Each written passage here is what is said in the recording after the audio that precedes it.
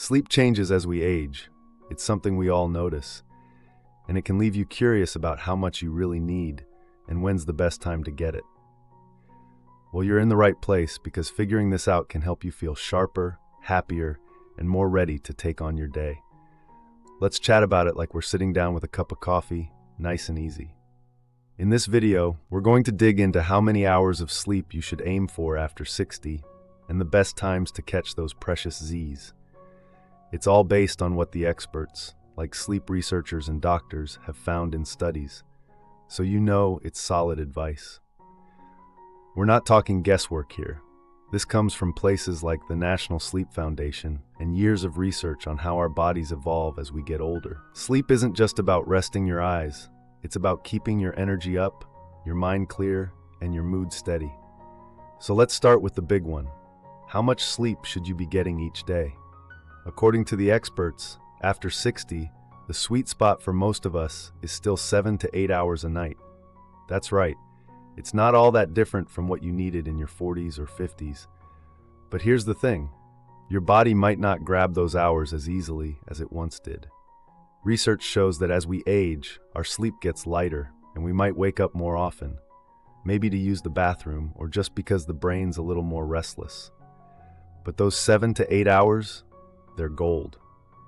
Studies like those from the American Academy of Sleep Medicine say that hitting this range helps your heart stay healthy, keeps your memory on point, and even lowers stress. Imagine waking up feeling like you've got the pep to enjoy that morning walk or a good laugh with your grandkids. That's what those hours can do. Some folks might feel fine with 6, others might stretch to 9, but 7 to 8 is where the magic happens for most. Now, getting there might take a little finesse. Sleep experts suggest sticking to a regular bedtime, like aiming for 10 or 11 p.m. every night, because your body loves a routine. It's like training it to know when to wind down. Picture this. You dim the lights, maybe sip some chamomile tea, and skip that late-night TV glow. Research backs this up. Blue light from screens can mess with your melatonin, that sleepy hormone, making it harder to drift off. And if you're someone who tosses and turns, keeping your room cool and quiet can make a difference too. It's not about forcing sleep. It's about setting the stage so those 7 to 8 hours come naturally. You'll feel it when you wake up. Less foggy, more you. But nighttime's only part of the story. What about the rest of the day? Should you be sneaking in some sleep then too, or is that throwing things off? That's where we're headed next, because timing matters just as much as the hours you log. Let's keep this flowing and figure out how the rest of your day fits into the sleep puzzle. So, we've been chatting about how aiming for 7 to 8 hours of sleep a night can keep you feeling your best after 60. It's like giving your body and mind a solid foundation to build your day on, right? But sleep isn't just about what happens after dark. When you catch those hours matters too. Let's keep this conversation going and dive into the timing of your sleep, because getting it right can make all the difference in how refreshed you feel. One thing experts emphasize is keeping a consistent sleep schedule, especially at night. Research from places like the National Institute on Aging shows that our internal clock, the one that tells us when to sleep and wake, can get a little less precise as we age. That's why going to bed and waking up at the same time every day is such a game changer. Say you decide 10:30 p.m. is your bedtime.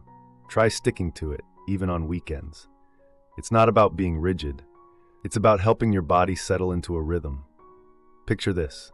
You're winding down with a warm drink, maybe listening to some soft music, and your brain starts to recognize, oh, this is sleep time. Studies say this consistency can help you fall asleep faster and wake up feeling more rested, because your body knows what to expect. It's like setting a gentle alarm clock inside you that doesn't need batteries. Now, let's talk about when those 7 to 8 hours should happen, because timing isn't just about bedtime. It's about how your sleep fits into the whole day. The ideal window for nighttime sleep, according to sleep researchers, is something like 10 p.m. to 6 a.m. or 11 p.m. to 7 a.m., whatever lines up with your natural rhythm. Why does this matter? Well, our bodies are wired to sync with daylight and darkness, even if that wiring gets a bit fuzzier after 60. Experts say that sleeping too late into the morning, like past 8 or 9 a.m., can throw off that cycle, leaving you groggy or restless later. It's not about being a morning person. It's about matching your rest to when your body naturally wants it. If you're someone who loves a late night, easing your bedtime back a little, say from midnight to 11, might help you wake up with more zip. Small shifts, big rewards.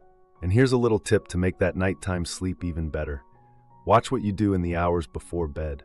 Sleep studies, like those from the Journal of Clinical Sleep Medicine, suggest cutting off caffeine by mid-afternoon because it can linger in your system longer as you age. So that 3 p.m. coffee, it might still be buzzing around when you're trying to snooze. Same goes for heavy meals. Try keeping dinner light and finishing a few hours before you hit the pillow. Imagine sitting down to a bowl of soup instead of a big plate of pasta, then feeling that calm settle in as bedtime nears. It's all about smoothing the path to those 7 to 8 hours, so you're not wrestling with a racing mind or a full stomach. We've got nighttime locked in now, but what about the daytime? Should you be catching some extra rest then, or is that messing with the plan? That's the next piece we're going to unravel, because it's a question that can really shape how you feel from dawn to dusk. Let's keep this rolling and figure out how the rest of your day plays into this sleep story. All right, we've been talking about how locking in those 7 to 8 hours of nighttime sleep and timing them right can set you up to feel great after 60. It's like tuning an instrument. When the rhythm's on, everything flows better. But there's more to this sleep puzzle than just what happens after the sun goes down. Let's wrap this up by exploring how daytime rest fits in and pull it all together so you can start feeling the benefits right away. So what about naps? You might be wondering if catching a little shut-eye in the afternoon is a good idea, or if it's going to throw off that nighttime sleep you've been working toward. Here's what the experts, like those at the National Sleep Foundation, say. A short nap can absolutely be your friend, but timing and length are everything. Aim for something around 20 to 30 minutes, ideally between 1 p.m. and 3 p.m. Why that window? Research shows it's when your body naturally dips in energy after lunch, and a quick nap then can boost your alertness without digging too deep into your nighttime sleep tank. Picture this. You sit back in your favorite chair, set a little timer, and wake up feeling like you've hit a refresh button.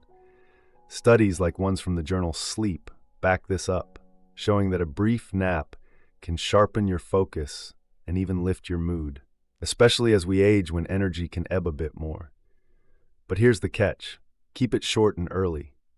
If you're napping for an hour or two or dozing off late in the afternoon, say after 4 p.m., it can start to nibble away at that 7 to 8 hour goal at night. Sleep experts call this stealing sleep pressure, meaning you're less tired when bedtime rolls around and suddenly you're wide awake at midnight. So if you love a nap, treat it like a little treat, quick and light. Maybe you're resting after a busy morning, eyes closed for 20 minutes while the world hums along outside. It's a small boost that keeps your day humming without derailing your night. If you find even short naps leave you groggy, that's okay too. Some folks do better skipping them and saving all their rest for after dark.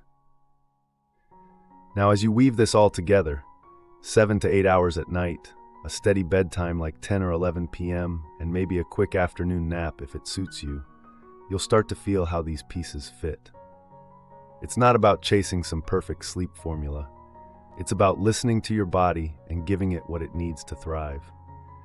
Experts say this balance keeps your energy steady, your mind clear, and your spirits high, things we all want more of after 60. Start small if you need to.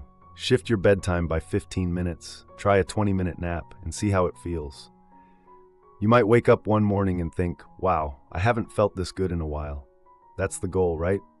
I'd love to hear how this works for you. Do you nap, or are you a nighttime sleep-only kind of person?